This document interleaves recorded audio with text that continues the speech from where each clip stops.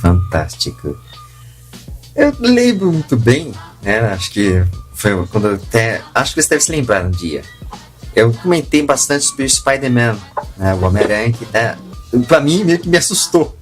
A gente vê em inglês o termo, só que a gente tá acostumado. Eu já sou um cara. Vamos falar, eu sou um cara meio que velhinho, 27 aninhos, mas. Bem velhinho, porque já acostumado. Velho. Hã? Que velho, porque você tá ficando doido. Que vamos combinar. Né, eu já estava acostumado a ouvir bastante Homem-Aranha, já até às vezes cheguei a pesquisar os HQs, já vi algumas coisas interessantes assim. E a gente via Homem-Aranha. E no jogo foi colocado Spider-Man. E uma coisa que é legal comentar sobre isso é a tendência está cada vez mais de padronizar os nomes, né? O americano, por manter o nome original mesmo. Isso eu acho interessante comentar. A gente falou isso na própria responder a respeito disso, vamos aproveitar para esse canal de comunicação que a gente está tendo aqui. Tá? Poxa, eu sou contra, eu tenho que julgar esse tipo de coisa. Sim, partindo de mim que já estou com 33 anos. Assisti Homem-Aranha desde criança, né? Desde aquela versão do Mauro Eduardo Homem-Aranha, que o Peter Parker era um pouco mais parrudo.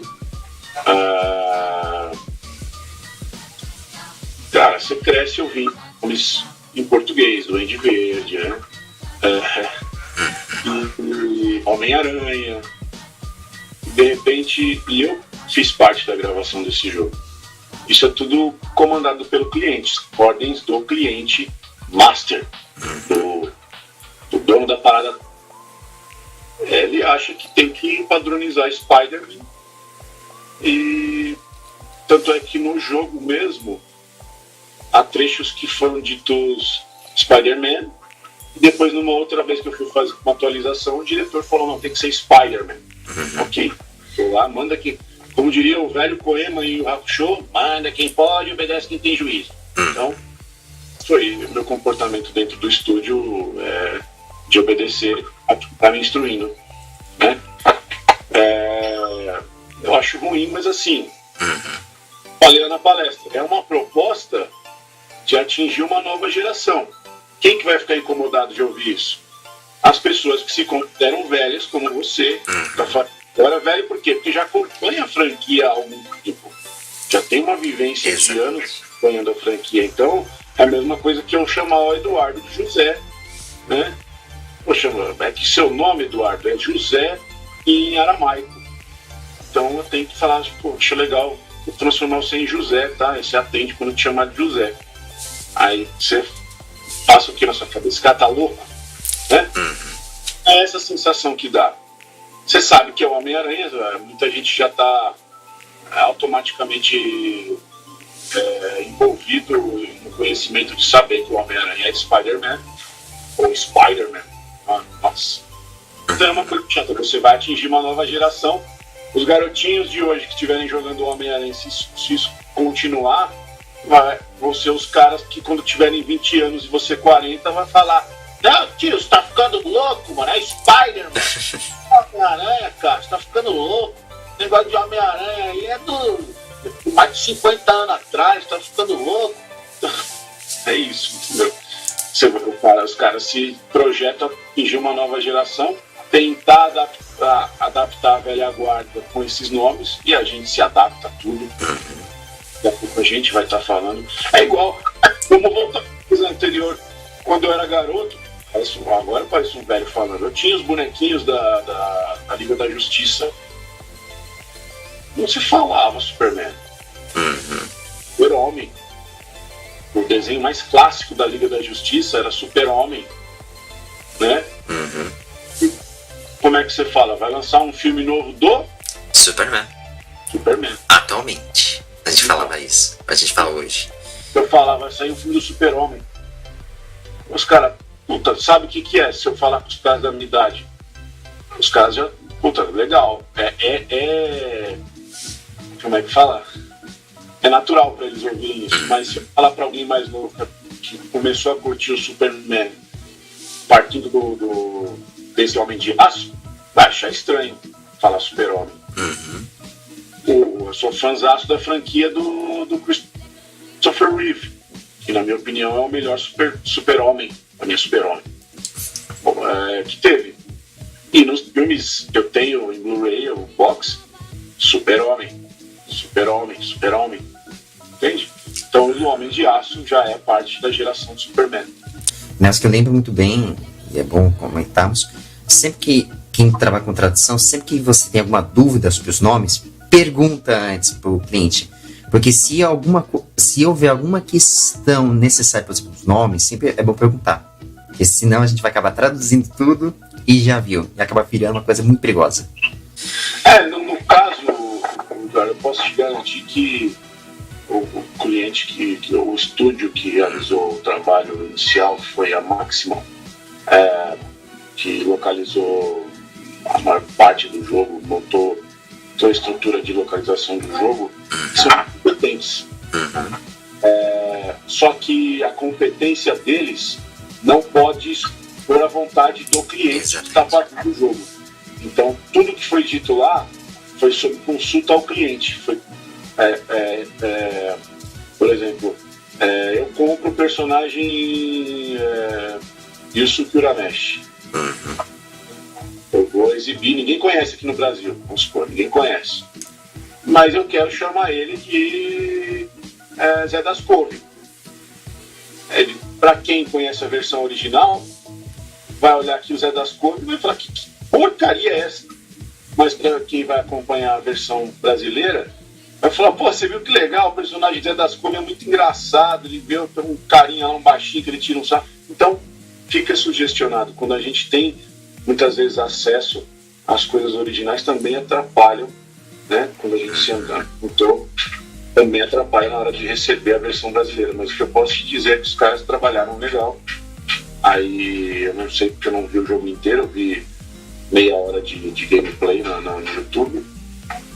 Conversei com alguns colegas que trabalharam na localização, dei parabéns para alguns.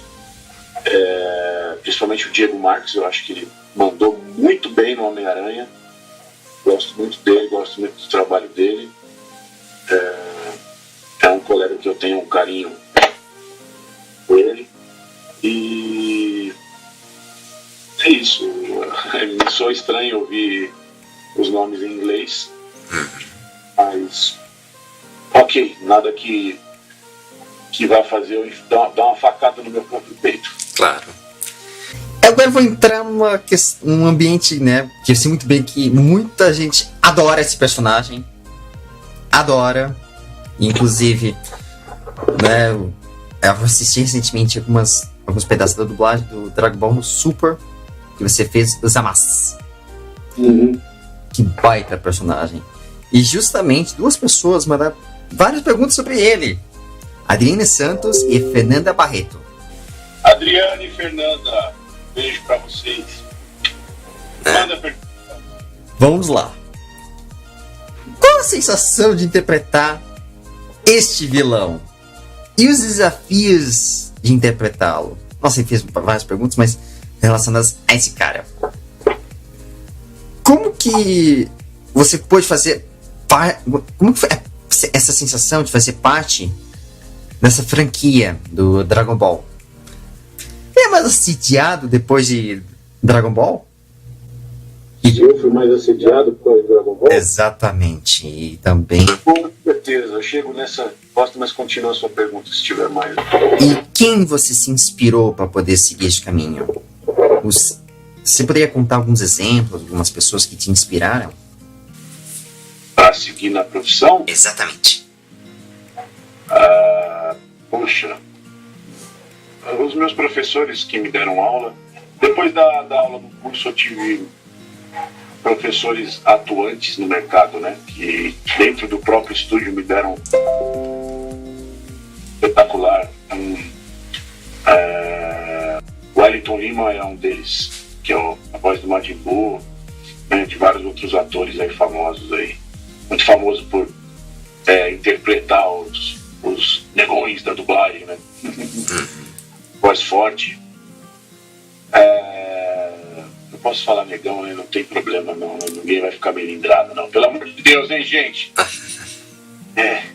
Então, ele foi um grande professor para mim, porque o Zamasu começou através dele muito antes de Dragon Ball Super. Por que eu falo isso? O meu primeiro grande personagem no mundo de fãs, esse tipo de coisa, foi o Capitão Yamato de Naruto, só que é um desenho. E eu considero um ponto divisor de água na minha carreira quando eu comecei a interpretar o Constantine, né? O Matt Ryan, que é o ator, não é o Constantine do Keanu Reeves, é o Constantine das séries. Por quê? Quem dirigiu a série Constantine foi o Wellington Lima. Ele trabalhou demais em cima para que ficasse bacana. No começo foi bem sofrido. Aqui, gente, tem um filho um pouco mais velho aqui também. Vai ser jogador de futebol, ele, tá? Só um parênteses. Ele tá louco pra brincar comigo, tá? Mas eu tô aqui respondendo com o maior carinho pra vocês. E o Constantine foi um personagem muito difícil. Ele é um personagem muito difícil ainda. Eu faço ele hoje na série Legends of Tomorrow. Ele entrou como protagonista dessa quarta temporada. E me deu muito conhecimento, muita bagagem para poder chegar até o Zamasu. E, coincidentemente, o Wellington também dirige o Dragon Ball Super. E eu sempre fiz parte do elenco, colegas. E fui um dos selecionados a fazer o teste da massa. Todos os personagens importantes do Dragon Ball foram designados testes, onde primeiro passa pela ação da direção artística da Unidub, que é o Dragon Ball Super é dublado na Unidub, passa pela aprovação do Wendell Bezerra antes de ser enviado para Toei. Depois de ser enviado para Toei, e eu estava indo viajar para fazer um curso, eu estava entrando no avião para fazer um curso, ia ficar fora uns 5 dias, eu tinha feito o teste há uns 3 dias antes de eu viajar, uma semana antes de eu viajar, e eu entrando no avião, verdade, tinha acabado de mostrar o bilhete, tudo, na sala de embarque. Ele me manda uma mensagem no WhatsApp dizendo que eu passei no teste do Zamasu, adorei a partida. E eu quase ponho fogo naquele avião de tanta alegria. Então, a pergunta foi também quais foram os desafios de fazer o Zamasu. Exatamente. E qual a sensação de interpretar esse vilão? Qual a sensação? Eu já tinha assistido Dragon Ball Super. Conforme a gente foi dublando, a parte que a gente dublou, quando eu dublei os Zamasu no Japão, já estava no Torneio do Poder. Então, já tinha assistido. Eu tenho o Crunchyroll em casa e particularmente, eu não estou falando isso agora por já ter feito os Zamasu. Do Dragon Ball Super, a fase que eu mais gostei, para quem já assistiu inteiro, é a fase do Trunks do Futuro, que é a fase do Goku Black. Tanto é que eu gostei tanto dessa fase que o Torneio do Poder me frustrou um pouquinho, porque acho que enrolou demais, encheram de lutas, encheção de linguiça, sabe? Até dar os pontos máximos da luta do Jiren com o Goku, das introduções do Hit na história, né? Então já era a parte da história que eu mais gostei, a do Goku Black. Então quando eu fui gravar a primeira vez, foi até uma coisa diferente em termos de trabalho, porque eu já tinha assistido, falei, nossa, que vilão legal, cara, que bacana e tal. Só que eu não me imaginava fazendo ele, porque olha a voz que nos fala, olha um certo peso tem essa. os Amás não tá na minha voz na versão brasileira com essa que eu tô falando com vocês.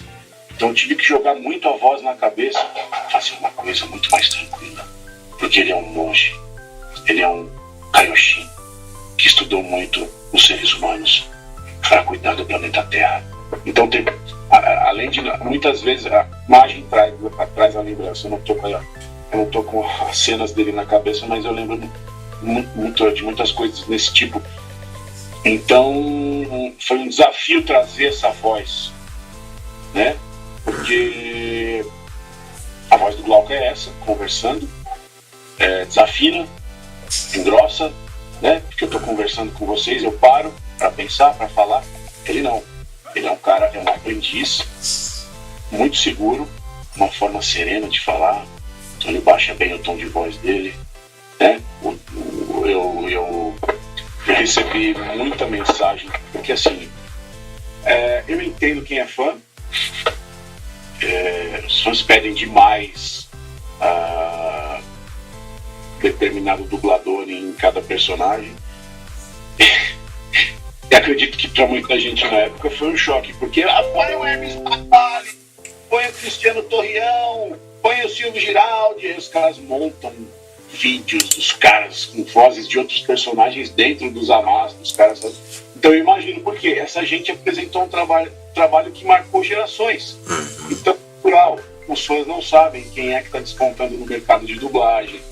Então foi uma aposta, um personagem novo com um dublador novo atuando no papel gigante como o vilão principal da saga, né? E aí quando anunciaram, o Wendel no canal dele anunciou a minha aprovação nos Amás, algumas pessoas já conheciam meu trabalho e gostavam por conta do Capitão Yamato do Naruto Shippuden, e outras pessoas conheciam ou não gostaram do trabalho do Yamato. Todo mundo tem direito de não gostar. Me mandaram mensagem com as pessoas me dando, a maioria avassaladora, dando parabéns, desejando um ótimo trabalho. Sou um grande fã do seu trabalho, sou um grande fã da franquia, boa sorte, você tenha toda a criação para fazer e tudo mais. Mas eu recebi ameaças, entre aspas, tipo, olha, cara, boa tarde. Interpretando a mensagem, boa tarde. Eu sei que você tem muitos elogios como atuante de dublagem, não sei o quê. Eu quero te falar uma coisa. O cara que fez o Yamato lá no Japão, ele é escolhido dos principais vilões das séries de animes, não sei o quê. Ele é especial, ele só é chamado em casos extremos, sei lá, ele fez o Coronel Ryan Mustang no Full Metal. Então, cara, não estraga a minha série, pelo amor de Deus. Aí eu dei risada, sem respondendo. E também não bloqueei nem nada, a pessoa tem total liberdade. Eu entendo, só que deixou levar ao extremo, né? Nem tinha visto o meu trabalho. Só que ficou lá, guardada essa mensagem, eu nem lembrava mais o que ela tinha escrito. Quando que eu fui lembrar? Quando foi para o Cartoon Network, né? Logo que estreou o primeiro episódio, o cara me respondeu, me perdoe, a gente adorei, falei, imagina, cara, você tem o direito de ter opinião e desconfiado que você não conhece. Muito feliz e honrado com as suas palavras. Foi um divisor de água, um desafio de fazer os Amás na primeira escala. Para ir fazer a primeira escala, eu assisti 2, 3 vezes os episódios que aquele bloco no dia para gravar. É o meu personagem favorito. Eu gosto muito do Constantine também, mas os Amás é o meu xodó, como eu falei numa apresentação. Porque também ele não é um personagem fixo naquilo que ele faz, né? Na parte da luta onde ele se funde com o Black, foi a parte de extrema dificuldade que tive, não de fazer em si, né? De entender o que ele estava fazendo, de deixar na boca dele e tudo mais. Mas foi a primeira vez, na época que dava para fazer 7 anos, né? Já foi um ano que a gente dublou. Foi a primeira dublagem E olha que eu já fiz muitas participações em filmes de guerra, onde você Guerra Civil, Desesperado. Primeira vez na dublagem que eu, pensado os 2 dias seguintes que eu terminei de gravar algo, mas fui dispensado dos 2 dias seguintes por não ter voz para gravar. Porque eu estava fazendo parte final da gravação dos Amaz na forma Deus, né? Quando ele se funde. E ele grita demais. E daí eu olhava aquilo no final e falo, cara, eu tenho que deixar, se não igual, muito próximo disso. Porque o que o original faz? Ele gritava de forma louca, afinava muito. Dá uma loucura assim que é impossível fazer aqui, porque eu não vou gastar a voz fazendo aqui, né? Mas ele levava o Hakai, por exemplo, do Bills, e ele gritava. Puxa, é um grito só, mas deixa eu ouvir mais umas 2 vezes. Ele tinha um grito, 3 desafinados. Falei, isto vai ficar igual. Pá, disparava o grito e pá, foi o técnico, o João Vitor, na época. Cara, segura aí, porque eu vou derrubar esse estúdio no grito. E bom pra caramba, deu tudo certo. O grito, eu consegui. Foi a gota, verdade, a última gota que podia ter de água foi o grito do corte do Tornada, onde ele grita, ele tá cortando de baixo, ele gritando assim. Eu falei, foi por um milagre que eu terminei junto com o original, com fôlego pra fazer. Naquele dia eu ainda consegui. A força ia mais ou menos assim, tá forçando muito para falar normal, mas ficou o que ficou, e eu sou um cara muito crítico com o meu trabalho, e eu, como fã da série, fã do personagem, eu fiquei muito satisfeito com o resultado, e foi um divisor de águas, então, de contato com o público e tudo mais. Dragon Ball é uma loucura de sucesso. Eu entendo perfeitamente. Esse personagem, eu sei quem é a voz, Shinichiro Miki. Quem não conhece, Shinichiro Miki, originalmente falando, é o que fez Roy Mustang, que fez inclusive James do Pokémon, entre outros projetos maravilhosos. E ele ter feito os Amaz, inclusive vocês fizeram uma liga. Eu vou usar um pouco termos de culinária, mas fizeram uma coisa, um sabor maravilhoso no projeto. Os Amaz com aquela voz doce, uma voz calma, e depois disso, quando ele fica completamente louco, pirado da cabeça. São variações muito interessantes para se trabalhar. E esse é um personagem que enriqueceu muito, né? Enriquece pra caramba, e acho que até enlouquece. Até te enlouqueceu um pouco, né? Você se sentiu um pouquinho louco com esse maluco. Depende, ele passou, ó, chegou mais um da tropa. Oh, Deus. Fala, oi, já dá joia lá pro Eduardo. Opa! E aí, tudo bem, campeão? Minha tropinha de japoneses. Ele me fez pensar muito, me fez refletir muito sobre a vida, pra você ter uma ideia. Como eu falei na entrevista com o Wendel e tudo mais,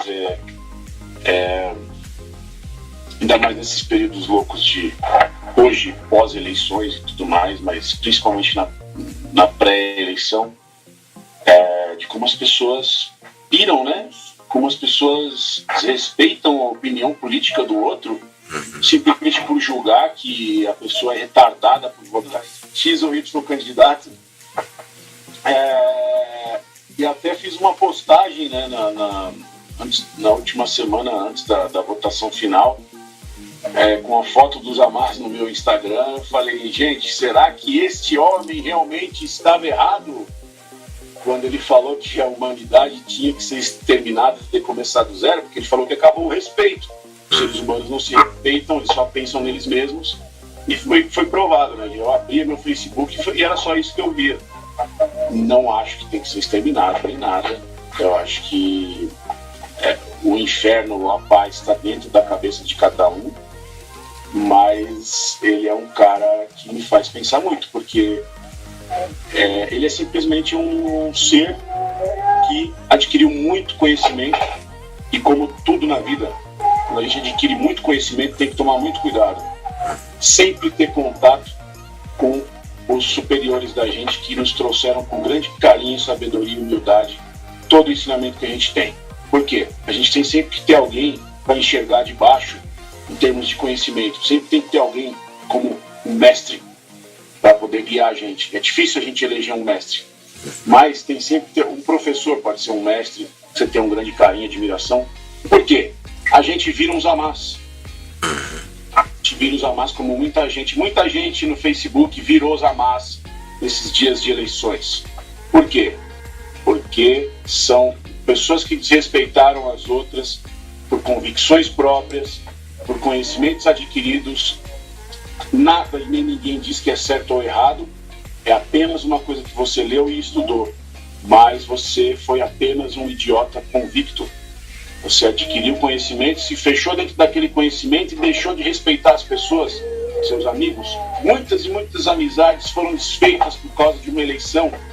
Valeu a pena? Não, porque vocês foram Zamás. Zamás ficou louco porque se fechou dentro da convicção dele. Ele tinha um grande mestre sábio. Estou dando uma viajada muito interessante aqui, tá, gente? Dentro do meu personagem. Ele se fechou dentro das convicções dele. Ele estudou demais, soube da humanidade, se fechou dentro das convicções e julgou que ele era o certo e os outros eram errados. Então ele virou um idiota convicto, como muitos no Facebook viraram em épocas de eleições, agredindo muita gente. Tá certo? Exatamente. Eu penso dessa forma. Eu acho que a gente tem que estar aberto a todos. Não importa se é de um lado ou de outro. Não vou entrar muito nessa questão, mas é necessário a gente colocar isso como um complemento. A gente tem que ser uma porta aberta para todos os lados. Tem que ouvir os dois lados da moeda. E sempre, claro, sempre com respeito, nunca com indiferença. É claro, se só a única coisa que tem que tomar muito cuidado é quando ultrapassa o limite. Ultrapassa certos limites. Aí não dá. Porém, sempre tem que manter dignidade, respeito, ouvir as opiniões, entender os dois lados da moeda, porque nós estamos agora vivendo um momento de pacificação. Se a gente não ter esse devido cuidado, pimba, vai vir muitos amás, vai vir muita gente aí, mas pior que ele, bem pior. E isso é um perigo. Isso independe de opinião política. Não quero saber, não me interessa saber a opinião política de ninguém, mas cada um tem a sua. E é normal a gente pensar, a gente se surpreender com um amigo que tem a opinião contrária da gente, mesmo achando que o outro lado é um extremo de coisa ruim, um extremo de coisa boa. E a gente julgar a pessoa, quer dizer que tudo que ela fez de bom para você, que você admirou nela, vai por água abaixo justamente por uma idiotice dela? Pode ser que sim. Pode ser que tudo não passe de uma máscara. Mas cuidado, é muito mais fácil. Eu não me posicionei politicamente nada. Primeira, passei por isso sem me posicionar, porque eu essa época me posicionei com as pessoas que vieram conversar comigo. Eu tenho grandes amigos e colegas com grande estima que eu falo a respeito e eles me respeitam, então eu também respeito eles. Então foi isso. O Facebook tornou-se o lugar que eu menos acessei nesse período de eleição, justamente para descansar minha cabeça, né? Porque cada vez que eu entrava havia um desrespeito. E voltando aos Amás, vamos voltar para o mundo do Dragon Ball. É isso, eu dei só um exemplo da eleição, mas é o seguinte, a gente tem sempre que fazer essa pergunta. Só usei o exemplo das eleições. O quanto que você é um Amás? O quanto que você é um Amás? Posso afirmar, a gente é muitos Amás. quê? Ele, no fim das contas, ele não é um personagem ruim. Como não é um personagem ruim? Ele quer destruir a Terra, não sei o quê, projeto Zero Humanos. E aí? A gente não pensa nesse tipo de coisa quando a gente vê um monte de gente agredindo os outros desse jeito? Tendo esse ponto de vista, a gente pode pensar que a humanidade não deu certo, né?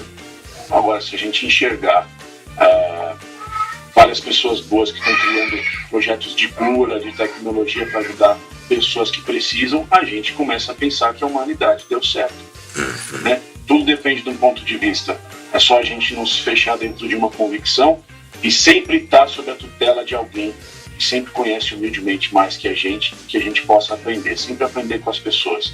Eleger mestres na nossa vida é muito importante.